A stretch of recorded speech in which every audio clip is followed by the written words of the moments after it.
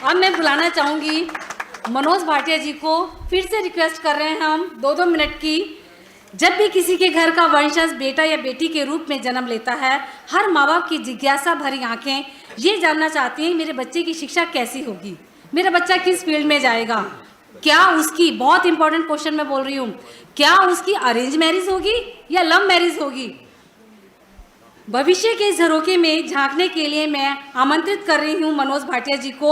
आप mechanical engineer हैं, multinational company में कार्यरत हैं। आपके सामने 5th हाउस पर अपना शोध पत्र 2 मिनट के अंदर अंदर ही प्रस्तुत करेंगे। Thank you Manoj ji. धन्यवाद ममता जी। पहले इन्होंने टाइम बांध दिया मेरे लिए। सबसे पहले मैं मनोज आप सबका यहाँ पे अभिनंदन और स्वागत करता हूँ और गुरुजी का स्पेशल धन्यवाद करता हूँ। आज उनकी वजह से मैं यहाँ खड़ा हूँ आप लोगों के सामने। मुझे एक मौका मिला, मुझे मान सम्मान मिला कि मैं आप लोगों के सामने अपनी बात रख पाऊँ।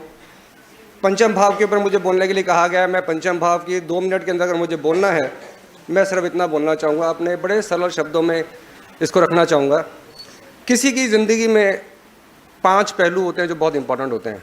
सबसे पहला विद्या, उसके बाद विद्या ग्रहण करने के बाद हम क्या करना चाहते हैं, व्यवसाय, उसके बाद हमको धन चाहिए ऑब्वियसली, फिर शादी तो करनी है, फिर शादी करने के बाद संतान। अगर आप ध्यान से देखें ये 5 चीज़ें कहीं ना कहीं पंचम भाव से जुड़ी हुई हैं। पंचम भाव अगर आपका पीड़ित है, कहीं ना कहीं आपकी विद्या, संतान, विवाह सब में प्रॉब्लम आ सकती है। पंचम भाव से हम विद्या का, संतान का, जुआ, सट्टा, लॉटरी, मनोरंजन और संचित कर्म और पूरे पुण्य, इन सब का विचार करते हैं। जब विद्या की बात आती है तो पंचम भाव और पंचमेश आपका बली होना चाहिए, ऑब्वियसली आपका बुद्ध भी अच्छा होना चाहिए, और गुरु पंचम भाव का कारक है तो गुरु की पोजीशन भी देखनी बहुत ज़रूरी है। जब विद्या हम देख लेते हैं तो विद्या देखने के बाद, अब थोड़ा संक्षिप्त में चल रहा हूँ मैं, तो मैं धन की तरफ जाऊँगा। जब मैं धन की तरफ जाऊँगा तो पंचम भाव का संबंध लगन के साथ या पंचम भाव का संबंध द्वितीय भाव के साथ अगर होता है तो एक शुभ धन योग भी बनाता है। फिर हमारा क्वेश्चन आता है व्यवसाय। भारती जी ने व्यवसाय के ऊपर बात की। व्यवसाय से हम दशम भाव से व्यवसाय जरूर देखते हैं, लेकिन पंचम भाव का रोल दशम के साथ भी देखना बहुत ज़रूरी है। पंचम का संबंध दशम के साथ अगर नहीं बन रहा है और बाकी मेरे योग हैं तो शायद कुछ ना कुछ प्रॉब्लम है, हमको विचार करना पड़ेगा। तो व्यवसाय का रोल भी आप देखो पंचम भाव से कहीं ना कहीं जुड़ा हुआ है। Doctor K. N.. राव ने अपने कथन में एक बार कहा था कि पंचम भाव अगर बली नहीं है तो उस कुंडली को बलहीन माना जाना चाहिए। अब जो मैं आपको विस्तार से बोलने की कोशिश कर रहा हूँ, अगर आप समझे तो विद्या, व्यवसाय, धन और उसके बाद हम विवाह पे आते हैं। पंचम भाव का संबंध अगर सप्तमेश के साथ बन जाए तो आप कह सकते हैं कि ये एक शुभ प्रेम विवाह का योग बनता है। पंचमेश का सप्तमेश में या सप्तमेश का पंचमेश पंचम भाव में स्थित होना भी एक प्रेम विवाह की तरफ ले जाता है। स्त्री की कुंडली में अगर पंचम भाव पीड़ित है और पंचमेश भी अगर पीड़ित है तो वे मल्टीपल अफेयर्स दिखाता है। पंचम भाव से फिर हम संतान, जो कि वंश वृद्धि के लिए ज़रूरी है, उसका भी विचार करते हैं। संतान के लिए पंचम भाव, पंचमेश और गुरु, ये तीनों का बली होना बहुत ज़रूरी है। लग्नेश और सप्तमेश भी अगर बली हैं तो आप कह सकते हैं कि अवश्य संतान हो सकती है। मैं सिर्फ संक्षेप में आपको इतना बोलना चाह रहा था कि अगर कुंडली में पंचम भाव अगर वीक है, कहीं ना कहीं पंचम भाव पूरी कुंडली को आपके कंट्रोल कर रहा है। 5 आपकी ज़िंदगी का इंपॉर्टेंट पहलू पंचम भाव कंट्रोल कर रहा है, तो पंचम भाव का बली होना एक कुंडली के लिए बहुत अच्छा है।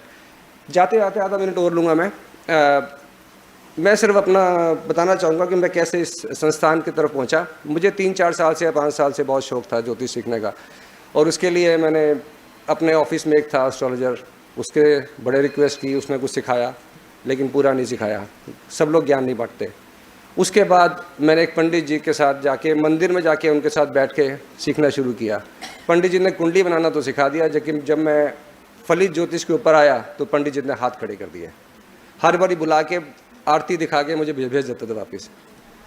फाइनली मैंने एक दिन एक पैम्फलेट देखा नवयुग ज्योतिष संस्थान का। चूँकि मैं मार खाया हुआ था तो मैंने सर को फ़ोन किया। मैंने कहा एक बार मैं बात करूँगा, आपसे मिलूँगा आके। मैं इनके पास गया और इनको मिलने के बाद मुझे लगा कि मेरी राह यही है, मुझे मेरी डेस्टिनी मिल गई है। क्योंकि गुरु का मिलना और अच्छे गुरु का और सच्चे गुरु का मिलना बहुत मुश्किल है। मुझे अच्छे गुरु और सच्चे गुरु मिल गए, और मैं जो सीखा हूँ आज मैं यहाँ खड़ा हूँ इनकी वजह से सीखा हूँ। और मैं अपनी शुभकामनाएं इस संस्थान की तरफ देता हूँ, और मैं गुरुजी से बोलना चाहता हूँ कि मैं किसी भी काम आ सका इस संस्थान के लिए, मेरा हमेशा मेरी सेवाएं आपके लिए उपस्थित रहेंगी। साथ में मैं मैडम कांता मैडम का भी बहुत धन्यवाद करना चाहता हूँ। इन्होंने कभी माहौल जो है इंस्टीट्यूट का नहीं बनाया, घर की तरह बनाया, और मुझे हमेशा लगा कि मैं अपने घर में आया हूँ और मैं कहीं बाहर नहीं बैठा हूँ। धन्यवाद। Thank you sir. जैसे कि आपने बताया कि सर बहुत अच्छे गुरु हैं, मैं ये कहूँगी आप बहुत अच्छे विद्यार्थी हैं। विद्यार्थी वो होता है जो सीखे हुए ज्ञान को अगर उसे कहा जाए 2 घंटे बोले, वो 2 घंटे बोल सकता है, और उसी ज्ञान को ब्रीफ में वो कहे कि 5 मिनट बोलो, 2 मिनट बोलो, तो अपनी बात को वो 2 मिनट में भी कह दे। आप सही मायनों में एक बहुत अच्छे स्टूडेंट हैं।